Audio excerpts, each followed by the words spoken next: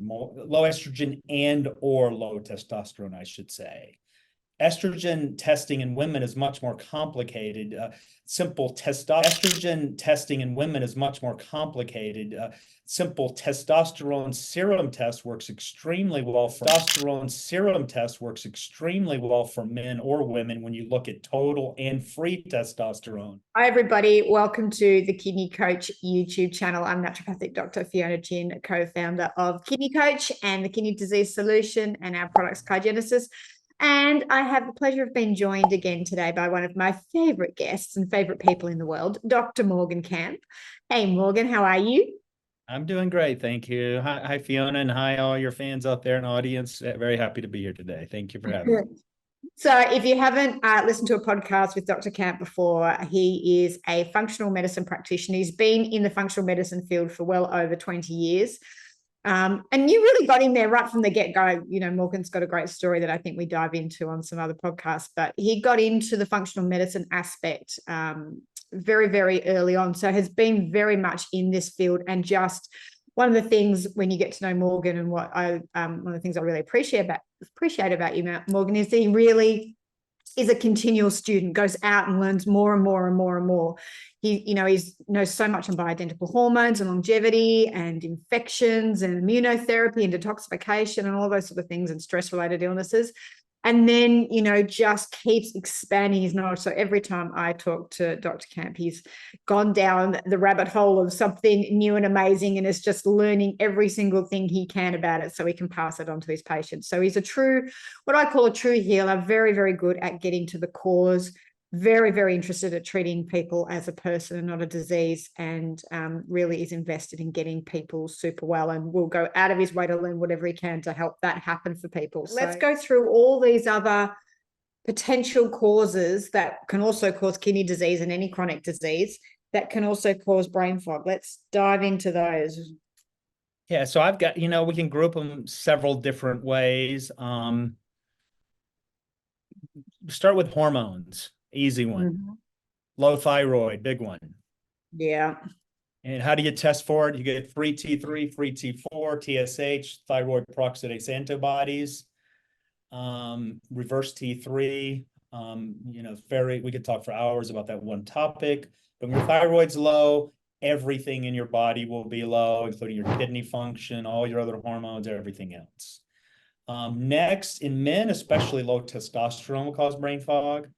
And in women, low estrogen and or low testosterone, I should say. Estrogen testing in women is much more complicated. Simple testosterone serum test works extremely well for men or women when you look at total and free testosterone. And the free testosterone is the one you really want to be concerned with. The total is less meaningful than the free. However, serum estradiol level, it's hit or miss, and there's day-to-day variation, and I don't see it correlating a lot with anything. For women, I prefer if they do a 24-hour urine test or the Dutch hormone profile. I find that to be the best test of estradiol testing. If you are having menstrual cycles, you typically want to have that done on day 4 or 21 of your cycle, somewhere around there. And if you're not menstruating, then it doesn't matter the day. So those are the main hormone imbalances. Of course, if you've got cortisol and adrenal issues, you'll have blood sugar imbalances and massive brain fog from that too. The best way to assess that is also with the Dutch hormone test, or either an adrenal stress index, it's called, where you do a salivary test at 4 to 6 times over the course of a day. Yeah. Those are typically, you can pick those people, the people who have low cortisol related brain fog are typically extremely thin, and they're the hangry types. They get really irritable and angry if they don't eat often enough. Then the next group I have here is occult infections and all the toxins that come there. That's one of my specialties, and on the top of the list here, just so we don't forget it, but much beyond what we have time to talk about here today, is called cavitations, which is one of the most common causes of you can't figure out what's going on with somebody, and they've been to see every doctor in the world, and they've got teeth issues, then cavitations are high on the list. And the long story short of those, they're low-grade infections up into the jaw, potentially from hidden infections at the base of your root or root canals. They're frequently present where people had wisdom teeth removed, or if you had trauma in a tooth, or if you had a root canal. It's very hard to rule out a cavitation, meaning it's very hard to prove you don't have one or to prove you have one. So it requires a very high index of suspicion and a very high persistence level talking to your dentist to get that done. Yeah. Next, and very common, GI infections, right? That any number of parasitic infections, worms, protozoans, candida, fungal overgrowth, you name it, those cause issues. There are a lot of good GI testing services you can use now that have decent results.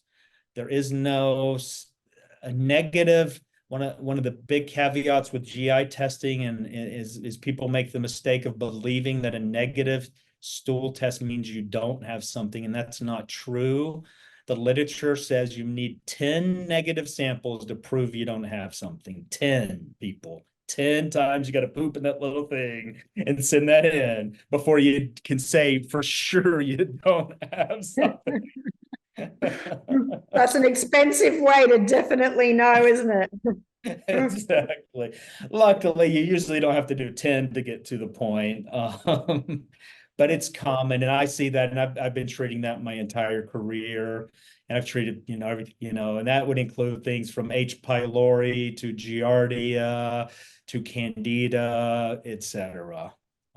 And then, other like low-grade infections would be neurological infections like Lyme disease, um, Bartonella, Babesia, Borrelia, those guys. Also can be low-grade viral infections like Epstein-Barr virus and other viral infections.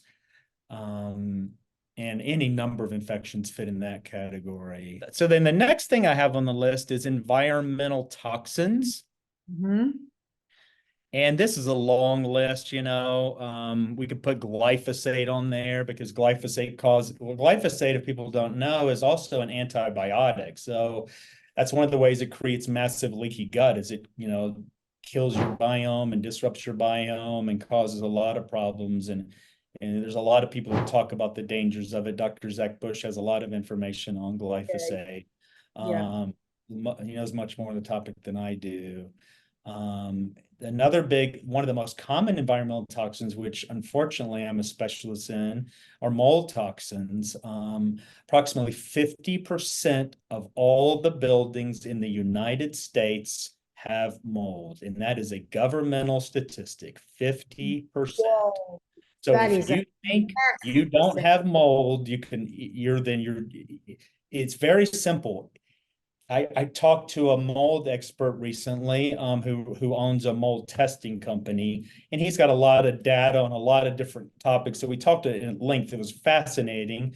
My main takeaway is forget a mold test, forget everything. If you have musty odor in your home, that's the worst of the worst of the worst of the worst. If you have musty odor in your basement, behind a kitchen, under a sink, those are volatile organic chemicals that are neurotoxin. That's causing massive brain fog, killing every system in your body from hormones, causing inflammation, chronic kidney disease, you name it, it's affecting it negatively. And one in two buildings in the US have mold. If you want to know more about what we do, you head to kidneycoach.com. You can see our products on there, and make sure you hit like and subscribe. That way you will get notified anytime we put up more information. I will definitely get Dr. Camp back on to do a How to Clear Uric Acid Naturally podcast. But if there's anything else you'd like to hear and talk about, or more information on this, chuck in the comments below. I can always reach out to Dr. Camp to get an answer. And then, of course, I'll put his website in below. You can reach him directly through the website if you want to make a consultation and booking with him. Thanks again for listening. Dr. Camp, thank you again for your knowledge, time, and wisdom, and for being who you are. We'll see you all next time. Bye. Thank you.